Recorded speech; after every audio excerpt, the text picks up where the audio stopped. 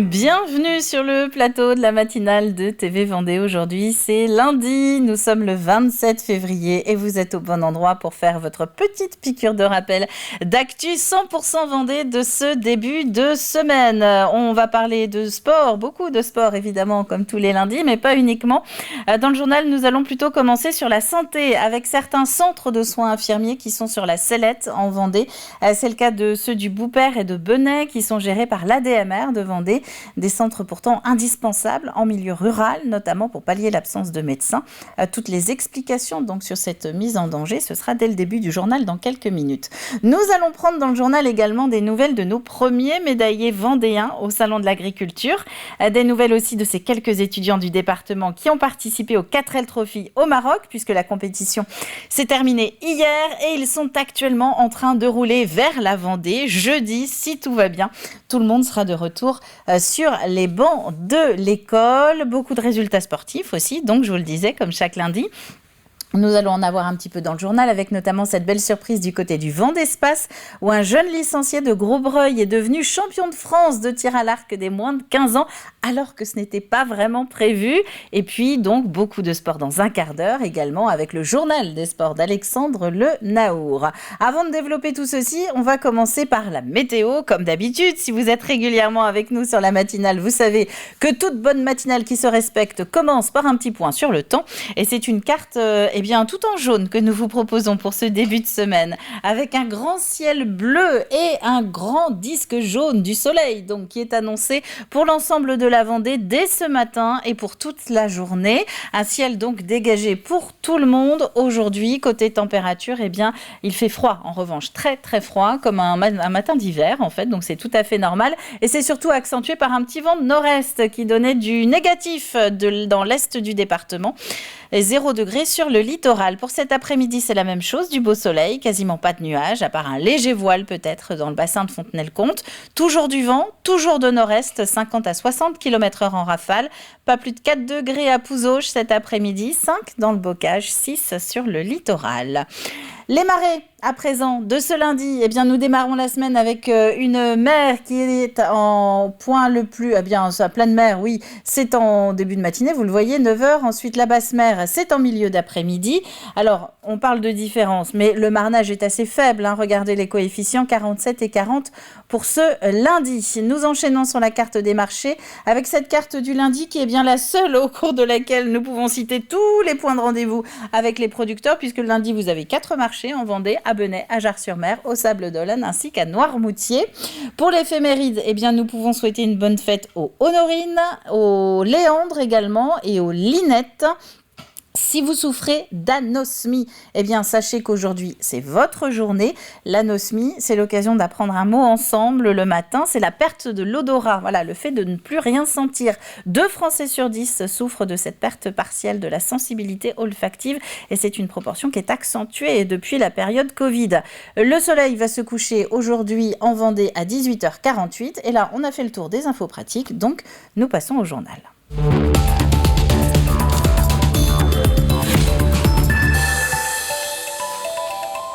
Avec pour commencer un gros plan ce matin sur les centres de santé infirmiers du département. Ils sont pour certains dans une mauvaise passe depuis l'obligation de revalorisation des salaires. Une revalorisation qui n'est pas remise en cause par la direction de l'ADMR de Vendée qui gère un réseau de 13 centres de ce genre dans le département, mais qui nécessiterait un soutien financier de l'État. La pérennité des antennes du Boupère et de Benay est particulièrement menacée. Les explications d'Alix Solanos. Annie Alain a démarré sa tournée à 7h du matin. Elle va se rendre au domicile d'une vingtaine de patients à Mouchamp et dans les alentours. Parmi eux, Patrice Lédé. Il connaît les infirmières du centre de santé de Mouchamp depuis de nombreuses années et c'est ce qu'il leur doit. La plaie en elle-même est plus belle, mais alors le tour... C'est vrai que d'avoir des infirmières à la maison, c'est vrai que ça permet d'être chez soi déjà. C'est une autre vie, quoi. On est chez soi et... On est mieux chez soi qu'à l'hôpital, je pense. L'infirmière dispense des soins techniques, bien sûr, mais pas seulement. Pour moi, personnellement, c'est nos rayons de soleil parce qu'elles nous aident. Et elles m'ont soutenue dans tout ce que je subissais avec Patrice. Annie est salariée de l'un des 13 centres de santé infirmiers du département géré par l'ADMR. Un maillon essentiel de la chaîne de soins pour favoriser le maintien à domicile et souvent éviter le recours aux services d'urgence. Souvent le samedi par exemple, il y en a qui se blessent, qui se coupent ou n'importe. Donc les urgences sont engorgées. Ils viennent au centre de soins et on fait les premiers pansements. Centre de soins Bouchon, bonjour.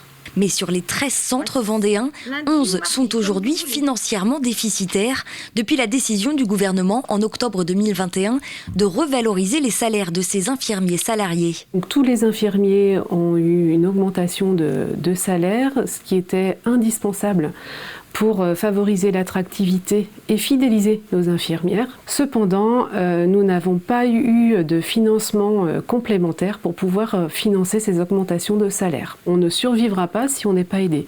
On a de la chance d'avoir de la trésorerie sur certains de nos centres, ce n'est pas le cas sur tous les centres. Donc là, on puise dans la trésorerie, mais ça ne peut pas être éternel de puiser dans la trésorerie. 2023 va être extrêmement compliqué si aucune décision des pouvoirs publics n'est prise. Allez, c'est parti. L'ensemble des 300 centres de santé infirmiers associatifs en France demandent à l'État une enveloppe de 11 millions d'euros afin de poursuivre leur activité. En Vendée, souvent située en zone rurale, ils sont une première réponse à la désertification médicale. Au niveau national, des négociations sont donc en cours entre l'ADMR et le ministère de la Santé pour débloquer une enveloppe budgétaire. Les centres de santé infirmiers associatifs représentent 60% des centres de santé en France. En bref, à présent, le Salon de l'Agriculture qui entame sa 3e journée d'ouverture. 3 jours et déjà une belle moisson de médailles au concours général agricole. Parmi les nombreuses catégories, on peut notamment citer les médailles d'argent du saucisson à l'ail non fumé de tradition de Vendée et du pâté de campagne supérieur du Super U de Montaigu-Vendée. Les médailles d'or également pour les fiefs vendéens du château de Ronay et de l'EARL Muraille. Médaille d'or aussi pour l'IGP Val-de-Loire du vignoble Épiard. Et puis une 2e place pour Rêveuse Vache Normande du GAEC, la vallée de la Trézanne, c'est à La Roche-sur-Yon, catégorie femelle en cours de première lactation. La traditionnelle journée de la Vendée au Salon de l'Agriculture, c'est demain. La rédaction de TV Vendée sera sur place pour vous faire vivre l'événement.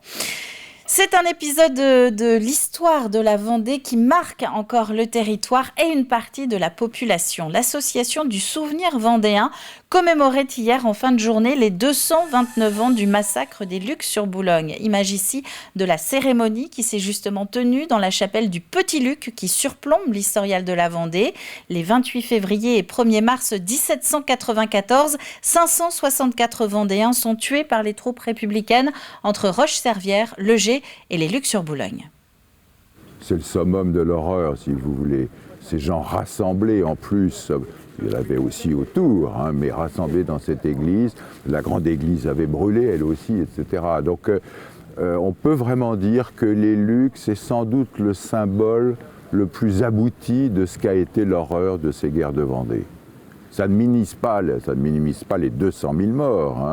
C'est 200 000 morts, la virée de Galerne, c'est 80-90 000 morts en quelques mois, quelques semaines. Les massacres des marais de Savenay, c'est épouvantable. Mais ici, c'est la volonté définitive de supprimer une population qui s'exprime. Les vacances d'hiver sont terminées, ça ne vous aura pas échappé. Ce lundi marque donc le retour à l'école des petits Vendéens. Place maintenant à 7 semaines de cours avant les prochains congés qui sont prévus à partir du 15 avril. D'ici là, certains ont profité de ce mois de février pour se frotter à l'écriture de contes. Un stage en lien avec le festival Rendez-vous Contes qui maille le Sud Vendée jusqu'au 18 mars. Des histoires pour se mettre en jeu. C'était 4 après-midi d'immersion au sein de l'hôtel de Grimoire à Fontenay-le-Comte avec une conteuse professionnelle, Cyril Guillet. Les invités n'allaient pas plus loin que le premier étage. Au-dessus, c'était réservé pour le propriétaire et la propriétaire. Pour leur première journée d'atelier, les enfants ont été invités à découvrir l'hôtel de Grimoire, un hôtel particulier du XVIIIe siècle, bâti dans la ville haute de Fontenay-le-Comte. Les stagiaires ont pu découvrir les caves voûtées qui s'étendent sur 2 niveaux, ainsi que la salle principale. On espère que le lieu va les inspirer. C'est en même temps une initiation à l'architecture et au patrimoine. Et dans le cadre de ce stage, compte également se servir du fils Grimoire qui était dans la marine nationale pour peut-être, pourquoi pas, les emmener avec toutes les traversées qu'il a fait dans l'Atlantique, etc. Puisqu'on sait qu'il a été au Nouveau Monde également. Pourquoi pas, la thématique du voyage inspirera les enfants. Dans un second temps, les jeunes stagiaires placés sous la houlette de Christelle Morisset ont pu se plonger dans l'univers du conte à travers quelques exercices de mise en mouvement. C'est pas juste la voix et puis c'est pas juste connaître une histoire parce qu'on vient de la lire ou voilà, là il y aura pas de support écrit et puis c'est un petit peu tout le corps qui raconte aussi, donc petit à petit se mettre le personnage dedans. Donc on fera des petits jeux comme ça dans la semaine et puis des petits jeux aussi autour des virlangues pour raconter des choses qui n'ont pas forcément de sens, mais voilà, des petites phrases un peu rigolotes pour s'emmêler la langue dans les dents. Et là, à l'entrée de la forêt, qui c'est qu'attend Félix? Le loup. Ponctués d'exercices et de mise en situation, les enfants auront donc 4 jours pour faire appel à leur esprit créatif et peaufiner leur récit. Donc ça va être de les plonger voilà, dans l'imaginaire et de s'autoriser à raconter en sachant que là, il n'y a pas de juste ou faux. À l'issue de ce stage, une restitution sera proposée aux parents. Un temps d'échange et de partage attendu avec impatience par ces jeunes stagiaires. On ouvre notre page sport à présent et c'est la fin de l'aventure 4L Trophy hier pour les 1223 équipages qui ont passé la ligne d'arrivée à Marrakech. 6000 km en 4L et ce depuis Biarritz. Parmi les temps forts, 48 heures en totale autonomie et un col à 2260 mètres d'altitude à franchir en 4L. Donc, du côté des Vendéens, les différents équipages devraient être de retour en milieu de semaine. C'est ce qu'espèrent en tout cas Sylvain Picard et Valentin Bonnet qui sont aux commandes de Gabriel la 4L. Nous avions suivi le départ de La Roche-sur-Yon des 2 étudiants de l'ICAM. Et bien hier soir, au moment d'embarquer sur le bateau à Tanger, le duo était encore sur un petit nuage. Là, c'était la découverte du désert, donc on ne connaissait pas du tout le Maroc, ni l'un ni l'autre. Et ouais, c'est une expérience qui est assez prenante. Et en plus, le fait à la fin de la 2e journée de piste,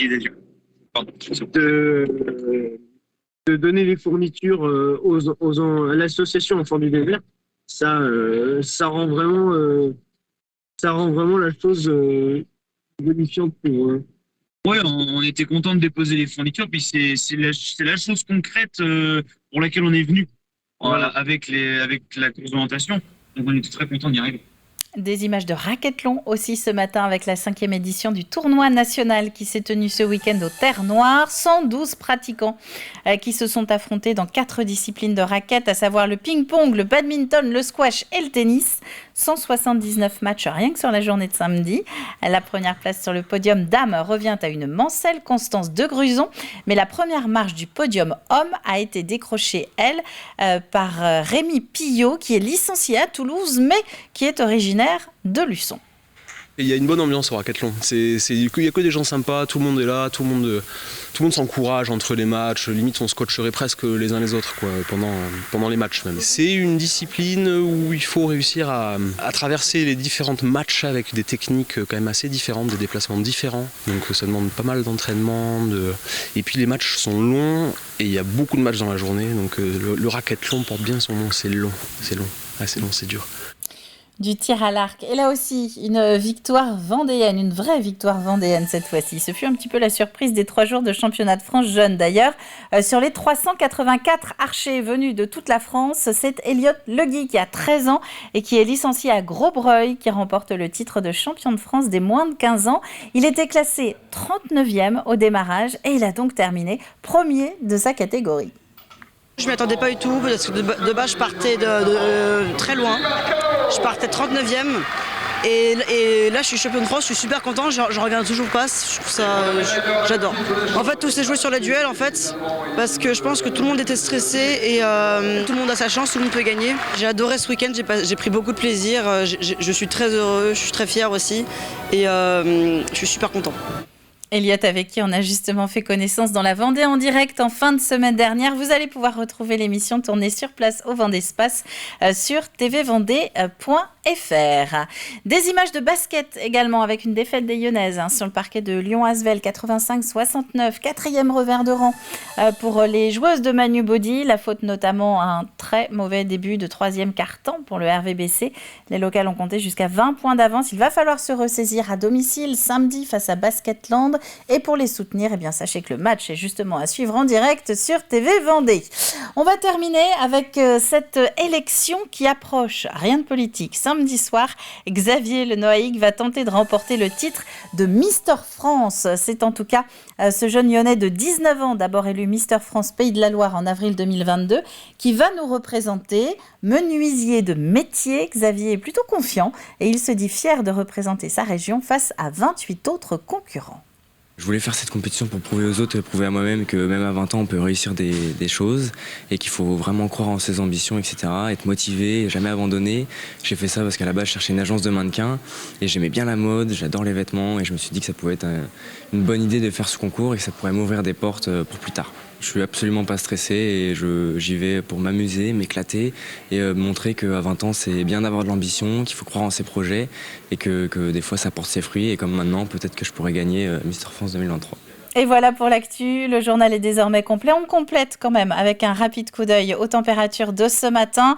Ciel très dégagé pour tout le monde, des températures négatives dans l'Est, pas plus de 0 sur le littoral, 1 sur l'Île-Dieu. Il fait un petit peu frisqué en ce début de semaine. On va maintenant retrouver, puisque le flash est terminé, le journal des sports avec Alexandre Lenaour. Il est temps de faire le point sur les compétitions du week-end.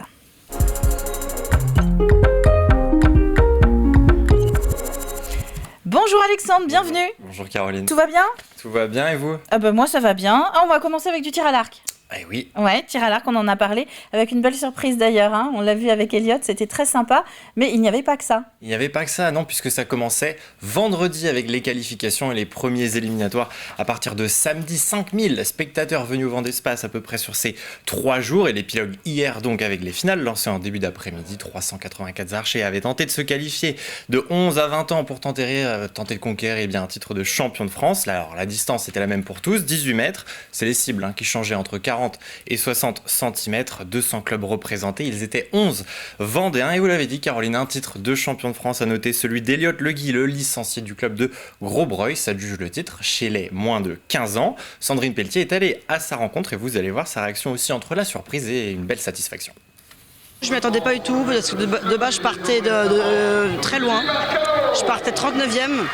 Et là, je suis champion de France, je suis super content, je regarde toujours pas, je trouve ça, j'adore. En fait, tout s'est joué sur les duels, en fait, parce que je pense que tout le monde était stressé et tout le monde a sa chance, tout le monde peut gagner. J'ai adoré ce week-end, j'ai pris beaucoup de plaisir, je suis très heureux, je suis très fier aussi et je suis super content. On passe au football, il est vraiment très content, c'est mignon comme tout. On passe au football de la Nationale 2, 19e journée, les Herbiers Angers. C'est ça, hein ? Et c'est exactement ça, la réserve du SCO d'Angers, pour être très exact. Et un match de fou, il va falloir s'accrocher. Caroline... Allez, soyons fous. Puisqu'il y a eu 7 buts au total, alors je vous donne pas encore le résultat, vous allez le voir. Plusieurs occasions d'abord manquées en première période pour les Herbiers, mais 16e minute à la suite d'un corner. Et bien Pierre Lavenant va mettre les Herbiers devant d'une frappe enroulée qui lobe le gardien angevin, ça fait 1-0. On va retrouver ensuite ce même Pierre Lavenant sur coup franc, un ballon mal négocié par Angers dont profite Benjamin Brolivet, le break 2-0. Dans la foulée, les Herbretais vont concéder un pénalty par Seydi, un pénalty tiré par les Angevins, c'est transformé 2 buts à 1. Après 45 minutes, les Herbiers sont tout de même devant à la pause, mais ont perdu leur capitaine sur blessure Alexandre Lavenant. Pas le temps de respirer, on y retourne. Deuxième mi-temps, une expulsion côté Angers à l'heure de jeu. Une nouvelle expulsion, mais cette fois pour les Herbretais par Enzo Le Sage. Angers va revenir au score sur une erreur de relance de la défense vendéenne. 2 partout à la 64e. À peine 4 minutes plus tard, on est de l'autre côté. Un pénalty obtenu suite à cette main. Isaac Matondo s'en charge et remet les siens devant. Ça fait 3-2. Les Angevins de la Ressource, 73e minute. 3 partout d'une tête décroisée. Puis 4-3 avec le numéro 9 du SCO qui remet ça. On se dit qu'on en a assez vu, mais ça va tout de même se poursuivre. Une nouvelle main. Les Herbretais vont avoir l'occasion de recoller. Et puis vous allez le voir, ça se chauffe dans la surface de réparation.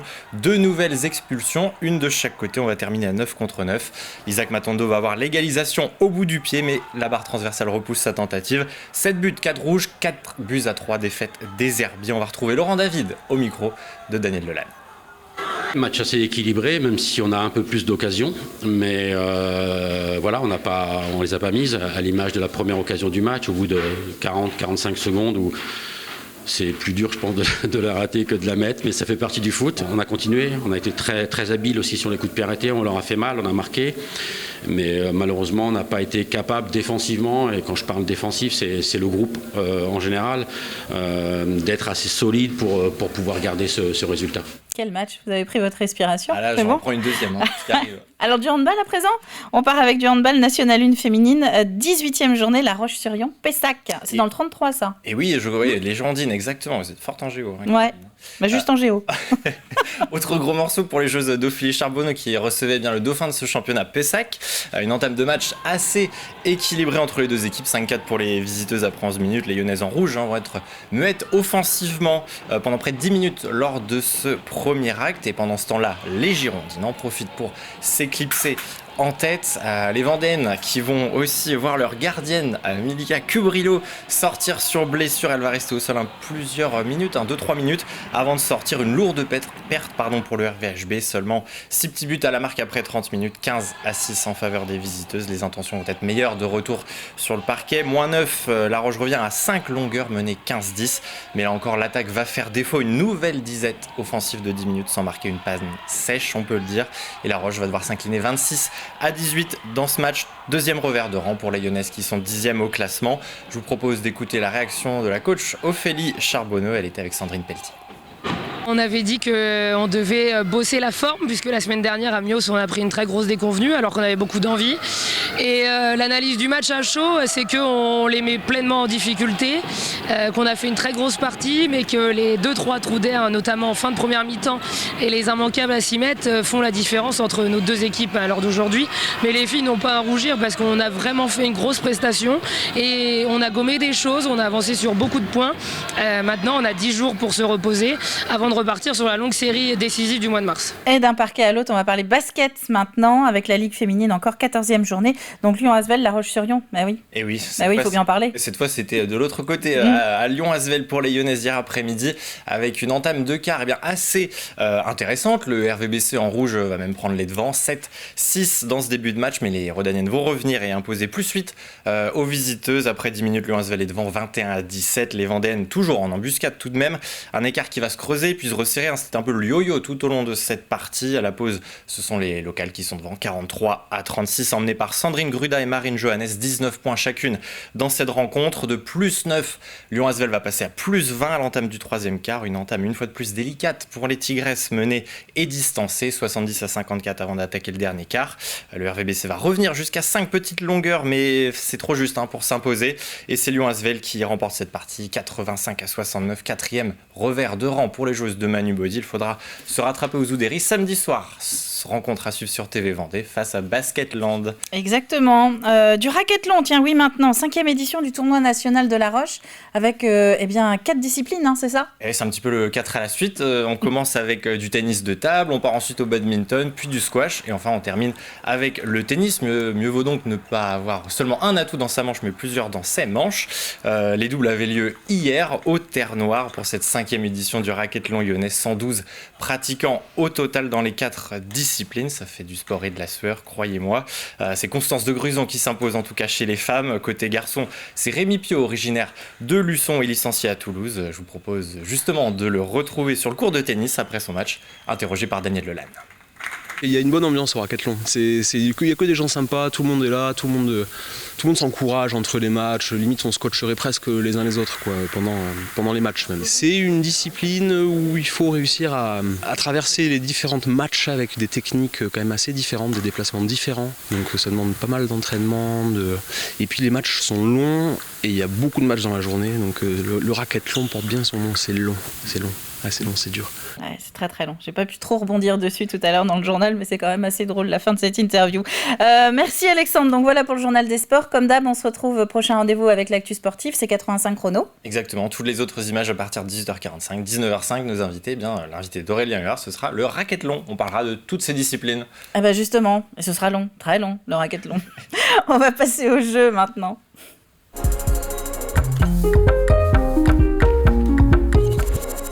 Voilà, on va dire que je perturbe Alexandre Le Naour pendant son journal des sports maintenant. Puisqu'on a le temps, de la poser la question de cette semaine, on va le prendre. Quelle est l'espèce, ça commence bien, quelle est l'espèce de ce primate visible au Nature Zoo de Mervan? Voilà, on reprend un petit peu notre sérieux. Partons du côté du Nature Zoo de Mervan. Quelle est l'espèce de ce primate dont nous avons parlé la semaine dernière dans la rubrique Carnet Rose? Ce serait l'un des plus grands primates d'Amérique. Ça, c'est l'indice du jour. Et vous allez avoir la possibilité de repartir avec des places de théâtre pour aller voir les Glandeurs Nature qui vous proposent le bal des pompiers les 17 et 18 mars à la Comédie Bis, c'est-à-dire le café-théâtre de La Roche-sur-Yon. C'est la fin de cette matinale. Et oui, on va se retrouver demain à partir de 7h en direct sur TV Vendée. D'ici là, très bon lundi à vous tous et à demain.